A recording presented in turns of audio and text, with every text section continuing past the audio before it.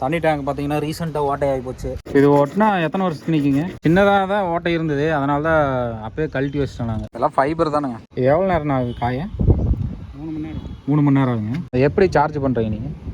போய் பார்த்துட்டு எவ்வளோ வருஷம் உடஞ்சிருக்கு அதுக்கு தகுந்த மாதிரி தான் சார்ஜ் பண்ணுவீங்க. உங்களுக்கு வேணும்னா நம்பர் வந்து கீழே டிஸ்பிளேலேயே நான் கொடுக்குறேன். ஃபைனல் டச் ஆனால் கல் மாதிரி ஆகி போச்சு. அந்த பசை ஊற்றி ஊற்றி பார்த்தீங்களா எவ்வளோ ஹெவியாக கல் மாதிரி இருக்குது. எல்லா பைப்பும் உடஞ்சி போச்சு வேறு.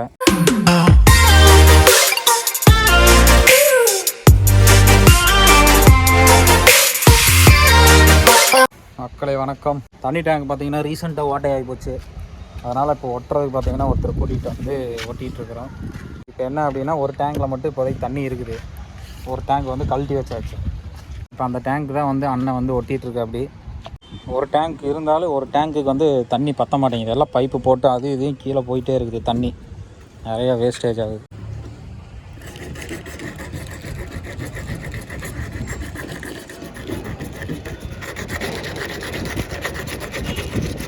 உங்களுக்கு இதே வேலை தானா?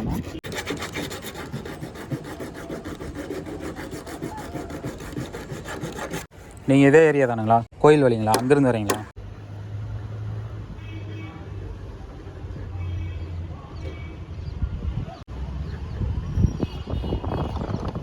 எங்கள் கேனுமே சீக்கிரம் உடஞ்சி போயிடுதுண்ணா. அதெல்லாம் ஒட்டுறதுக்கு இந்த மாதிரி ஏதாவது பசை தான். இந்த தண்ணி கேன் தான். தண்ணி கேன் இதுதாண்ணா. தண்ணி கேன்ண்ணா. அதில் ஓட்ட வைக்க முடியாது. சின்ன ஓட்டைண்ணா, அப்படியே நூல் மாதிரி ஓட்டையாயி.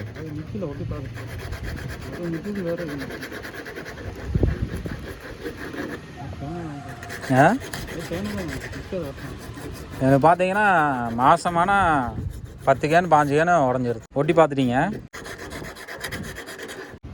அதான் சின்னதாக தான் ஓட்டை இருந்தது, அதனால தான் அப்போயே கழட்டி வச்சிட்டோம் நாங்கள்.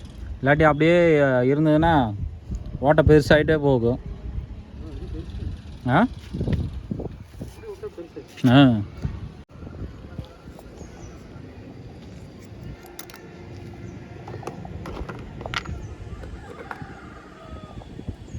எல்லாம் ஃபைபர் தானுங்க.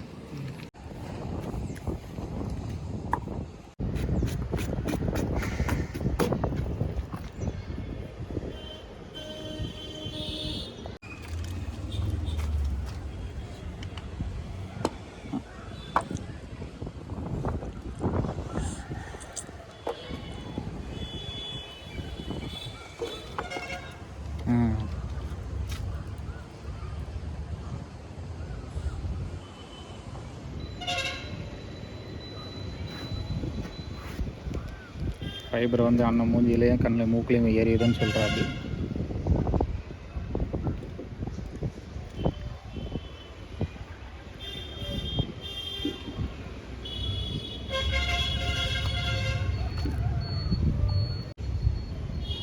எவ்வளோ நேரம் ஆகுது காய? 3 மணி நேரம். 3 மணி நேரம் ஆகுங்க. நீங்கள் இது மட்டும்தான் பார்க்குறீங்களாண்ணா? டேங்க்கு மட்டும்தான் ஒட்டுற வேலை தான். எவ்வளோ ஒரு டேங்க் இருந்தாலும் ஒட்டி கொடுத்துருவீங்க. 1000 லிட்டர் 3000 லிட்டர் 2000 லிட்டர். அது எப்படி சார்ஜ் பண்ணுறீங்க நீங்கள்? போய் பார்த்துட்டு எவ்வளோ வருஷம் உடஞ்சிருக்கு அதுக்கு தகுந்த மாதிரி தான் சார்ஜ் பண்ணுவீங்க. எவ்வளோ லேயர் பிடிக்குது அப்படிங்கிறது. ஓ, பெருசாக விரல் போகிற அளவுக்கு ஓட்டை இருந்தாலும் பண்ணி கொடுத்துருவீங்களா? அந்தளவுக்கு இருந்தாலும் ஒட்டிக்குமாண்ணா? பண்ணி கேரண்டியாக கொடுக்குறீங்களா? சரி. ஆனால் நாங்கள் வந்து இதெல்லாம் கேள்விப்பட்டதில்லை. இப்போ தான் யாரும் செய்யறதில்லை, யாருக்கும் தெரியறதில்லைன்னு நினைக்கிறேன். கேனை வந்து ஓட்டையாயிருச்சுன்னா தூக்கி போட்டுறாங்க, இல்லாட்டி வேற கேன் வந்து ஒட்டி பார்ப்பாங்க. எம்சீல்டு வச்சு அதுக்கெல்லாம் நிற்கிறது இல்லை. அப்புறம் தேடி பார்ப்பாங்க. அப்புறம் அதுக்கு ஆளுங்க நிறைய ஒட்டுறதுக்கு இருக்காங்க. ஆனால் அவங்க ஓட்டுற மெத்தட் வேறு, நான் ஓட்டுறேன். கோயம்புத்தூர்லேருந்து இதுக்குன்னே ஆளுங்க வர்றாங்க. சரிங்க. ஹீட்டர் மாதிரி கொண்டு வந்து கரண்ட்டில் போட்டு அது 2 பேர் பார்க்கலாம். சார்ஜ் அதிகமாக இருக்குது. இதுவுமே பார்த்தீங்கன்னா இந்த மெத்தடுமே நிறைய அந்த போட்டுகள்லாம் இந்த மாதிரி தானே பண்ணுவாங்க. அது மெட்டீரியல் ரகம் வேறு. சரி. அதெல்லாம் அவ்வளோ வருஷம் வரும். நமக்கு வளைஞ்சு கொடுக்கணும், அது வளையாது. இது அதிகம். ஏன்னா இப்போ பாருங்க, இப்போ நம்ம ஃபோன் பண்ணி கழட்டி வச்சிருக்காரு, நீங்கள் வந்துருன்னு சொல்கிறாங்க. போய் பண்ணி கொடுத்தா தான் அப்புறம் மாட்டி அவங்க தண்ணி விட முடியும். ஆமாங்க. இதுக்கு தான் போடுறது. இப்போ டெம்பரவரியாக தான் அதை மாட்டியிருக்காங்க அந்த பைப்பு. அதை நம்பினோடனே பாருங்கள் எவ்வளோ தண்ணி கீழே வேஸ்ட்டாக போயிடுச்சு. எவ்வளோ தண்ணி வேஸ்ட்டாக கீழே வச்சுங்க. இப்போ இதுலேருந்து இப்போ ப்ராப்பராக மாட்டி வச்சுருந்தோம்னா தண்ணி வேஸ்ட் ஆகாது. டேங்க்லாம் ஃபோன் பண்ணி கேட்டுட்டு தான் கழட்டுவாங்க. பாய் இன்றைக்கி வர்றீங்களா நீங்கள் சொன்னீங்கன்னா நான் கழட்டி வைக்கிறேன். காலையில் தான் கழட்டி வச்சேன் நான். அண்ணா இன்னைக்கு வந்துடுவார், கழட்டி வச்சிருன்னு சொன்னேன். அப்படி நல்லா ஒட்டின தடமே தெரிலண்ணா அந்தளவுக்கு. அதே மாதிரி என்ன டைம் இருக்குங்க? ம், அப்படியே காஞ்சி ஒன்றுமே தெரியாது. ஒன்றுமே தெரியாது. மினிமம் சார்ஜ் வந்து எவ்வளோ பண்ணுறீங்க? 800 மினிமம் சார்ஜ் 800. இல்லைங்க, அதை வந்து ஒரு சிலரில் வெளியில் ஒட்டினாலே போதும். சரிங்க, அதுக்கெல்லாம் 600 தான். 600 அப்படின்னா நம்ம வெளியே மட்டும் ஒட்டினா போதும். வெளியே மட்டும் ஒட்டினா போதும். இன்னும் லோடு அதிகமாக இருக்கும். ஆமாம் ஆமாங்க, கண்டிப்பாக. அதுக்கு மட்டும் நம்ம 2 சைடு ஒட்டினா தான் ரொம்ப நாளைக்கு வருது. அதுவுமே நீங்கள் பார்த்துட்டு சொல்லிடுவீங்க. ஏன்னா ஒட்ட மாட்டாங்க, வேஸ்ட்டு ஒட்டிட்டு போனால் பல வீடு ஓடுது, வேறு பக்கம் உடையாது. இந்த மாதிரி வந்து லோடு கொடுக்குற இடத்துல மட்டும் உள்ளேயும் வெளியும் ஒட்டிட்டோம்னா நல்லா ஹெவியாக இருக்குங்க, ஒன்றும் ஆகாது. அண்ணா அதுதான் சொன்னா அப்படிங்க, ஒட்டுறதுக்கு கேரண்டி தர்றாருன்னா அந்த அளவுக்கு குவாலிட்டியாக இருக்குன்னு தான் சொன்னா. அப்படி 18 வருஷங்களா?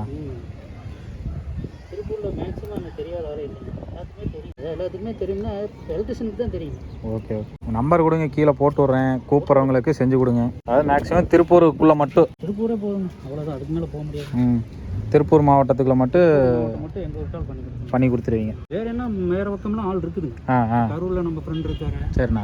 அப்புறம் கோயம்புத்தூர் போனோம்னா கோயம்புத்தூர் ஆள் இருக்குது. எங்கே கேட்குறாங்களோ அங்கே மாற்றி விட்டுக்கலாம். கைஸ் மேலே வந்து ஒட்டியாச்சு, சைடில் இருக்குது தெரியுதுங்களா? மேலே வந்து ஒட்டியாச்சு. அண்ணன் பார்த்தீங்கன்னா உள்ளே போய் கேனுக்குள்ளே ஒட்டிகிட்ருக்கு. அப்படி மேலே வந்து என்ன ப்ராசஸ் பண்ணியிருக்குதோ அதே மாதிரி தான் உள்ளே வந்து தேய்ச்சி ஃபைபர் வச்சு ப்ராசஸ் பண்ணுறோம். அப்படி அண்ணன் பேக் பார்த்தீங்களா ஃபுல்லாக கெமிக்கல் பேக்கு தான் வச்சுருக்கு. அப்படி ஃபுல்லாக மருந்து, கெமிக்கலு, பசை அதுதான் இருக்குது. அந்த பசை டப்பா எடுத்து வச்சதுக்கே கையில் வந்து லைட்டாக பசை ஒட்டிடுச்சு. அது வந்து பயங்கரமாக கையில் இப்படி ஒட்டிக்குது, அனப்பாண்டு மாதிரி தெரியுதுங்களா?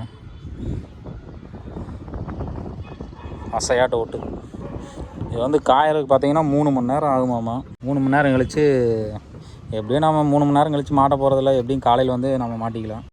உங்களுக்கும் வேணும்னா நம்பர் வந்து கீழே டிஸ்பிளேலேயே நான் கொடுக்குறேன். உங்கள் வீட்லேயும் இந்த மாதிரி டேங்க்கு எல்லாம் ஓட்டையாயிருச்சு அப்படின்னா வந்து இந்த நம்பரில் அண்ணனை காண்டாக்ட் பண்ணி கேட்டுக்குங்க. மினிமம் சார்ஜ் பார்த்தீங்கன்னா 600 1000 வரைக்கும் சார்ஜ் பண்ணுறோம். அப்படி இப்போ வந்து எனக்கு வந்து பாட்டத்தில் வந்து ஓட்டையாகிறதுனால 2 சைடுமே போடணும்னு சொல்லி அண்ணன் வந்து உள்ளேயும் வெளியும் போட்டுட்டுருக்குறா. அப்படி 2 சைடு போட்டால் தான் வந்து ஹெவியாக பிடிக்கும், நல்லா ஸ்ட்ராங்காக இருக்குதுன்னு அண்ணன் சொல்கிறா. அப்படி ஏன் அப்படின்னா இந்த பாட்டத்தில், அதாவது இந்த இடத்துல தான் வெயிட்டு தாங்கும் நல்லா, அதனால் வந்து அந்த இடத்துல தான் ஓட்டையாயிடுச்சு.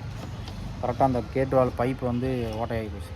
எங்கள் அண்ணனோட பைப் பாருங்கள், டேங்க் இது மாதிரி எம்சிலாம் வச்சோம்னா அது தாங்காது. ஏன்னா நம்ம 2 டேங்க் இருக்குது, 2 டேங்க்கோட ப்ரெஷர் வந்து ஒரே டேங்க்கில் ஒரே பைப்பில் தான் லோட் ஆகுது. கொஞ்சமாக அதாவது நூல் அளவுக்கு தான் வந்து தண்ணி வருது. அதை வந்து இப்போவே ஓட்டையை அடைச்சிட்டோம்னா வந்து நமக்கு சேஃப்டி, கேன் வந்து எதுவுமே ஆகாது. அப்படியே விட்டுட்டேன் அப்படின்னோம்னா பெருசாக ஓட்டையாயிரும், அது வேலைக்கே ஆகாத மாதிரி ஆகி போயிடும். இப்போ அந்த சின்னதாக இருக்கும்போதே அந்த விஷயத்தை நம்ம வந்து கரெக்ட் பண்ணி எல்லாம் பார்த்துட்டு அப்படிங்கும்போது எந்த ப்ராப்ளமும் வராது. ஃபைனல் டச்சானா அந்த மேலே ஈரம் மட்டும் காயறது. என்ன பவுடருங்க இது? சோடியம் மெகாபைட்டுங்க. எல்லாமே ஃபுல்லாக கெமிக்கல் ஐட்டம் தான். சில பேர் பயப்படுவாங்க, இது யூஸ் பண்ணால் தண்ணியில் ஏதாவது கலந்துட்டு ஏதாவது. இது வந்து எரால்டு பேஸ்ட் மாதிரி காஞ்சிருச்சுன்னா அவ்வளோதான், ஒன்றும் ஆகாது, தண்ணியில் கலக்காது, ஒன்றும் ஆகும். காஞ்சதுக்கப்புறம் உங்களுக்கு அந்த இது வராதில்லைங்க வெளியே, மோல்டு மாதிரிங்க. ஓகே, மேலே ஃபைனல் டச் பார்த்தீங்கன்னா ஒரு பொடியாட்டை போட்டு அண்ணன் வந்து ஃபினிஷ் பண்ணிட்டா. அப்படி உள்ளே வந்து ஃபுல்லாக பக்காவாக ஒட்டியிருக்கா. அப்படி காற்று வேறு பயங்கரமாக அடிக்குது, ஹீட் பண்ணுறேன்னா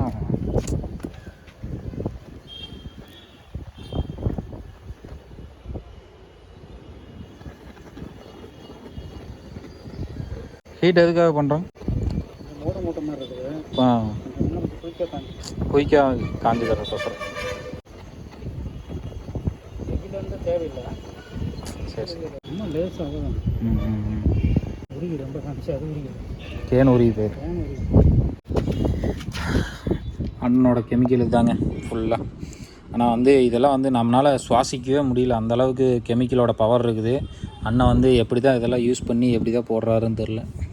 உள்ளேயும் பார்த்தீங்கன்னா அதே மாதிரி ஃபுல்லாக ஃபைபர் வச்சு போட்டிருக்க. அப்படி இந்த 1 யூஸ் கப்பு பாருங்கள், கல் மாதிரி ஆகிப்போச்சு. நம்ம இந்த பசை ஊற்றி அப்படியே கல் மாதிரி இருக்குங்க, தெரியுதுங்களா? அமுத்தவே முடியல. சும்மா இது வெறும் பேப்பர் கப்பு தான். இந்த பேப்பர் கப்பே இப்படி இரும்பு மாதிரி கல் மாதிரி ஆயிடுச்சு. இப்போ ஒட்டினதுக்கப்புறம் எப்படி இருக்குன்னு பாருங்க. அந்த பசையோட டப்பா வந்து கலக்கிற டப்பா பாருங்கள், அண்ணன் வந்து கீழே போட சொல்கிறார். பார்த்தீங்களா எவ்வளோ ஹெவியாக கல் மாதிரி இருக்குது. அந்த பிளாஸ்டிக் டப்பா தான் இது வந்து நம்ம வந்து அந்த 1 யூஸ் 1 லிட்டர் பாட்டில் குடிக்கிறோம் பார்த்தீங்களா, அந்த பாட்டில் இது எவ்வளோ ஹெவியாக இருக்குது, கல் மாதிரி இருக்குதுங்க அப்படியே.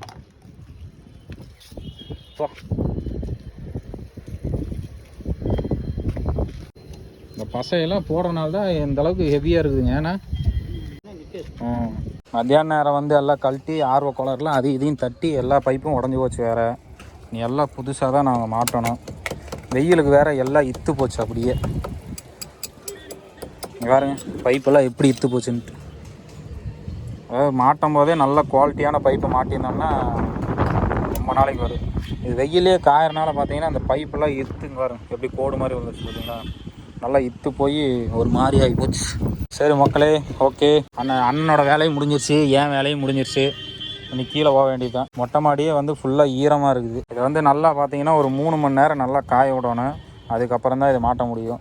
ஆனால் வந்து இப்போதைக்கு மாட்ட முடியாது. இப்போதைக்கு இந்த பைப்பெல்லாம் போட்டு நல்லா செட் பண்ணி வச்சாச்சு. நான் அந்த டேங்க் மாட்டுறதுக்கு வேலை இல்லை.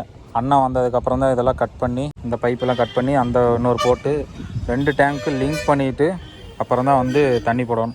இல்லாட்டி பார்த்தீங்கன்னா இந்த தண்ணி ஓவர்ஃப்ளோ ஆகிறது பாருங்கள், இதில் நிறையா தண்ணி வேஸ்ட் ஆகுது. அந்த மோட்டர்லேருந்து வர்ற தண்ணி இப்போ ஓட்ட வழியாக வேறு வெளியே வந்துடுது, வேறு சீக்கிரமாக கீழே வர மாட்டேங்குது. எல்லாம் போட்டு நீட்டாக அந்த பைப்பில் எடுத்து செவுத்தில் அடித்து கரெக்டாக போட்டு வச்சிட்டோம் அப்படின்னா இந்த மாதிரி மொட்டை மாடியில் ஃபுல்லாக ஈரமாகாமல் இருக்குது. இல்லாட்டி இப்படியே ஈரமாகிட்டே இருந்ததுன்னா ஃப்ளோரே பார்த்தீங்கன்னா வேஸ்ட்டாக போயிடும். எல்லாம் ஊறி ஊறி ஊறி ஊறி ஃப்ளோரே வேஸ்ட்டாக போயிடும். அப்புறம் தண்ணி வந்து கீழே வந்து நிற்காத மாதிரி எல்லாம் ரெடி பண்ணிக்கணும். சரி ஓகே மக்களே, ஃபைனலாக முடிஞ்சிருச்சு. நல்லா காஞ்சதுக்கப்புறம் மாட்டிட்டு உங்களுக்கு சொல்கிறேன் எப்படி இருக்குன்ட்டு. அண்ணனோட நம்பரும் பார்த்தீங்கன்னா கீழே உங்களுக்கு கொடுக்குறேன். விருப்பம் இருக்கிறவங்க ட்ரை பண்ணி பாருங்கள். ஓகே.